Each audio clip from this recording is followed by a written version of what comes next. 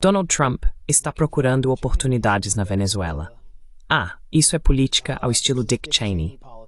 Isso é algo que vai aparecer em uma investigação em que estou trabalhando com Wyatt Reed sobre o plano de golpe de Jordan Goodrow em 2019.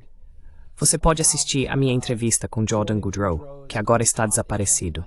Ele sumiu após uma ordem de prisão contra ele. Eu não sei se há uma caçada. Eu não sei o que está acontecendo com ele. Uma ordem de prisão para ele aqui nos Estados Unidos? Nos Estados Unidos, o FBI emitiu uma ordem de prisão contra ele porque ele não pagou a fiança em um de seus processos judiciais. E agora ele está, até onde eu sei, desaparecido. Mas eu entrevistei. Este é o autor da Operação Gideon, a chamada invasão mercenária da Baía dos Leitõezinhos, na Venezuela, que fracassou no início de 2020. E ele me detalhou as conexões de alto nível com Trump, que, segundo ele, estavam envolvidas em seu plano de golpe, bem como as conexões com a oposição venezuelana e com a CIA. Vamos revelar tudo isso em detalhes por escrito, em formato impresso, para que todos possam ver a documentação e tirar suas próprias conclusões. Mas um dos principais pontos é que existia esse grupo, o Global Governance, que inicialmente recrutou Jordan Goodrow por meio do associado de Trump, Keith Schiller, que agora é lobista do Paquistão.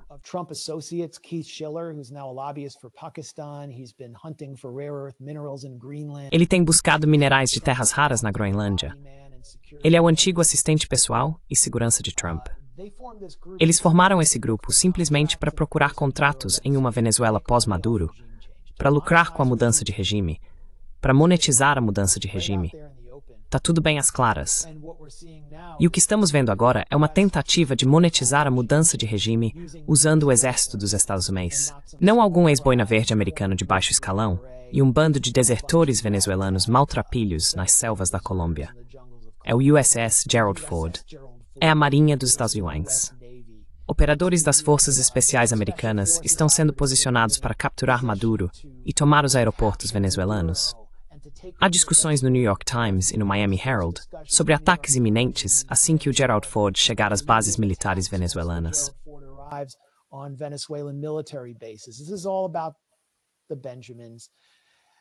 Tudo isso é sobre o dinheiro. Enquanto Trump pressiona a Venezuela, investidores veem grandes oportunidades. Isto é o semáforo. Houve uma reunião, encontros do FMI e do Banco Mundial. O Barclays participou para discutir oportunidades de investimento com Maria Corina Machado, que é a figura de Pinochet de Saias, a líder da oposição venezuelana apoiada pelo governo dos Estados Unidos, que vai entregar tudo isso. E veja, isso vai além de Trump. O UBS estava lá, Amazon, Starbucks, é tudo sobre dinheiro. É puro roubo imperial. E aqui está Maria Corina Machado prometendo isso novamente. Quero dizer, ela continua dizendo: vou deixar vocês roubarem o que quiserem da Venezuela assim que tirarem Maduro, massacrarem todos os chavistas e iniciarem outra onda migratória para o norte.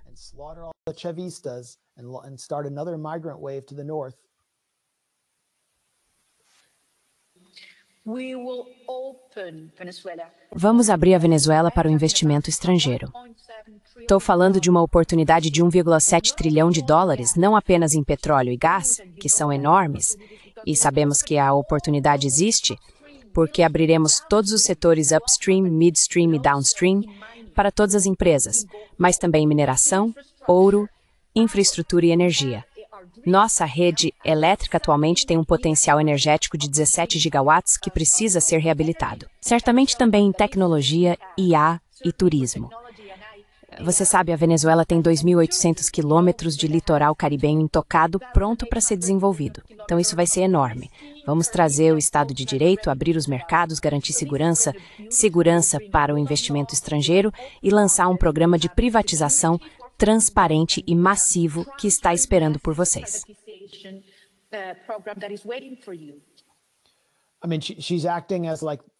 Quer dizer, ela está agindo quase como uma ministra do saque, como uma ministra do turismo e do saque, com um sorriso radiante no rosto, prometendo segurança para deixar investidores estrangeiros tomarem conta do litoral da Venezuela. Simplesmente entregando seu país em troca de chegar ao poder nas costas de um tanque Abrams dos Estados Unidos. Não poderia ser mais óbvio. It doesn't get more obvious. And she's the recipient of the Nobel Peace Prize. E ela é a vencedora do Prêmio Nobel da Paz. É incrível que a ganhadora do Prêmio Nobel da Paz possa abertamente, basicamente, pedir o saque de seu país e a mudança de regime. Literalmente, ela pediu o uso da força militar para conseguir isso. E isso a diferencia de outros membros da oposição venezuelana, que pelo menos têm a dignidade de não implorar para que os Estados Unidos venham destruir seu país. Mas ela não tem nenhuma hesitação em fazê-lo. É realmente extraordinário. It's really extraordinary, and there's a long history of plunder that already precedes this. E há uma longa história de pilhagem que já precede isso, que já preparou o terreno para o que está acontecendo, quando os Estados Unidos roubaram a empresa de petróleo da Venezuela, ou pelo menos sua subsidiária nos estados, a Citigo. Anya fala sobre isso em seu excelente livro O Golpe Corporativo. Recentemente, Max, você fez um discurso sobre o assunto que publicou no The Grey Zone, e eu incentivo as pessoas a assistirem. Então já vimos isso acontecer. E claro, há o roubo do ouro da Venezuela em um banco do Reino Unido. Portanto, já houve pilhagem nessa operação de mudança de regime, e se ela avançar, se realmente conseguirem derrubar Maduro, levarão isso a um nível sem precedentes. They'll take it to an unprecedented level. Without a doubt, and it will destabilize Venezuela. Sem dúvida. E isso vai desestabilizar a Venezuela e a região. Será um desastre para a região. Eles já desestabilizaram a Venezuela repetidas vezes com suas várias conspirações, mas todas fracassaram. O pretexto para isso? Qual é o pretexto? Que Maduro lidera um cartel narcoterrorista chamado Cartel dos Filhos, que na verdade foi criado pela CIA no início dos anos 1990, conforme documentado pelo programa 60 Minutes da CBS News. Na época em que Mike Wallace ainda estava vivo, quando eles faziam reportagens sobre a CIA, não a favor da CIA. Vá assistir, está tudo lá.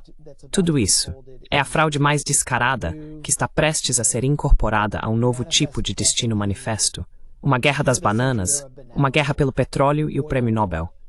Como alguém pode levar isso a sério novamente? The Nobel Prize. How can anyone take that seriously ever again? Qual é o pretexto? Why do we let them Por que não deixamos os noruegueses decidirem? Quero dizer, é só um monte de noruegueses. people?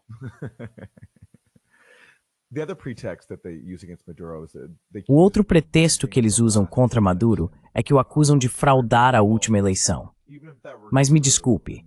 Antes de tudo, mesmo que isso fosse verdade, veja bem, eu não estava lá durante a eleição, então não tenho como julgar. Nós não temos o direito de impor uma mudança de regime a outros países só porque não gostamos de como eles conduzem suas eleições. E, em segundo lugar, depois de mais de 2 décadas tentando destruir a democracia da Venezuela e reverter múltiplas eleições, o primeiro golpe contra Chávez, a primeira tentativa de golpe contra Maduro, você não tem o direito de opinar sobre a democracia de outro país quando vem tentando destruí-la há mais de 2 décadas. Não apenas por meio de tentativas de golpe, pelo menos 2 delas, mas também por meio de sanções econômicas que destroem um país. economic sanctions that destroy a country. Nobody in Venezuela voted for Joe Biden. Ninguém na Venezuela votou em Joe Biden ou Donald Trump para decidir se podem ou não ter uma economia. Mas Donald Trump e Joe Biden decidiram que são efetivamente os governantes da Venezuela, que podem destruir sua economia porque querem derrubar seu governo. Então, nessa situação, quando você vem tentando manipular a democracia de outro país e destruí-la há mais de 20 anos, desde o governo Bush, e depois Obama declara a Venezuela uma suposta ameaça à segurança nacional e dá início ao processo de mudança de regime também. Você simplesmente não tem o direito de opinar sobre o que outros países fazem em suas eleições. On what other countries do in their elections. Well, Bem, acho que merecemos ser colocados sob um cerco naval e sancionados depois da eleição de 2000, que George W. Bush claramente roubou. George W. Bush clearly stole. Exato. I mean, it's Quer dizer, é ridículo. Nada poderia ser mais antidemocrático do que o que está sendo feito à Venezuela. Venezuela.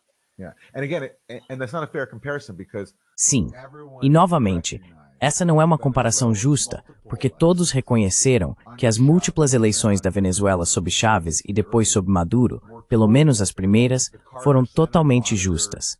O Carter Center monitorou as eleições venezuelanas. Então o que teríamos feito se um país tivesse nos sancionado por causa da eleição de 2000, quando houve alguma fraude, quando Bush provavelmente roubou aquela eleição? Claro, participamos isso. Nós nos demos o direito de destruir outros países, porque não foi a forma como eles votam.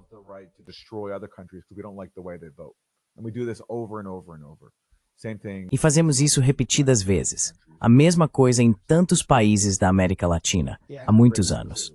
E, aliás, esse é outro motivo pelo qual nossas elites odeiam o governo venezuelano. Porque eles não apenas tentaram usar seus recursos para ajudar seu próprio povo, mas também outras pessoas na região, por meio do Petrocaribe, petróleo subsidiado para países como o Haiti, petróleo subsidiado para famílias de baixa renda aqui nos Estados Unidos. Essa tem explicação a intervenção no business, tentar a pessoa de baixa renda. E é isso que nossas elites simplesmente não suportam.